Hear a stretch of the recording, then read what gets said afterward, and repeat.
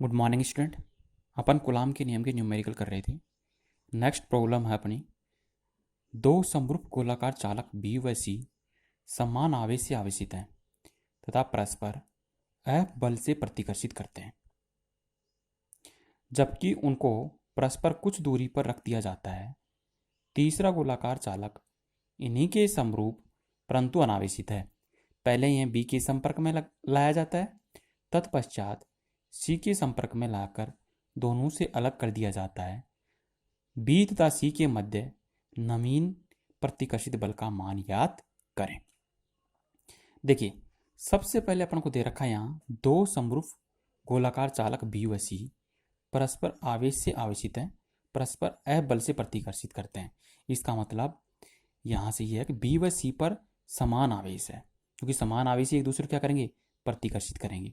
तो मैंने बी व सी दो गोले लिए, दोनों पर आवेश क्या है Q, इनके बीच की दूरी क्या है R। तो कूलाम के नियम से इन पर लगने वाला बल क्या होगा, F equal to k q square upon r square. समीकरण आ गई एक। अब मैंने तीसरा गोला लिया जो इन्हीं के समरूप है लेकिन अनावेशित है।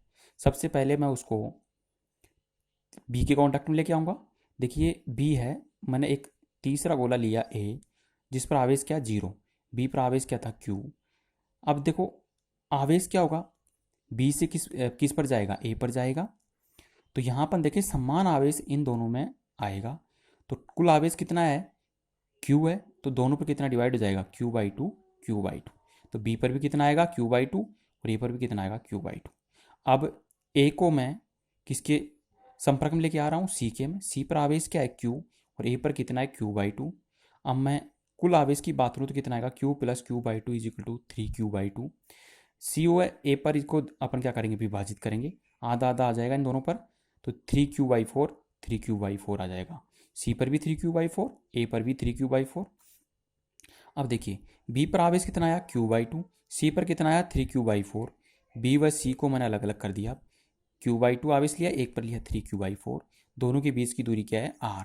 अब कूलाम के नियम से इन पर लगने वाला बल एफ डैश इक्वल टू क्या मिलेगा, k q by two 3Q by four upon r square. तो यहाँ अपन देखें f dash is equal to क्या मिलेगा, 3K square upon 8R square. यहाँ समीकरण एक से KQ square upon r square का मान अपन क्या पुट कर सकते हैं, एफ। तो f dash is equal to क्या मिलेगा, 3/8F। यही इनके बल का मान होगा, राइट। नेक्स्ट प्रॉब्लम अपनी, एक समान विद्युत क्षेत्र में प्रोटॉन, न्यूट्रॉन एवं अल्फा कण के त्वरणों का अनुपात याद कीजिए। बहुत अच्छा क्वेश्चन है। अपन ने पढ़ा था कि बिंदु आवेश के कारण विद्युत क्षेत्र कितना होता है, E equal to f upon q. तो एफ इक्वल टू क्या मिलेगा, QE। ये समीकरण आ गई एक। न्यूटन की गति के द्वितीय नियम से अपन को पता है एफ इक्वल टू क्या होता है, MA।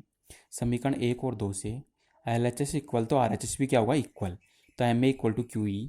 तो ए इक्वल टू क्या मिलेगा, QE अपॉन M। अब देखिए अपन ने क्या लिया, प्रोटॉन लिया है, न्यूट्रॉन लिया है और अल्फा कण लिया है।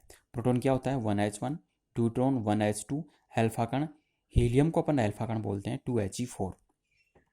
द्रव्यमान की बात करें तो प्रोटॉन का द्रव्यमान क्या होता है, MP।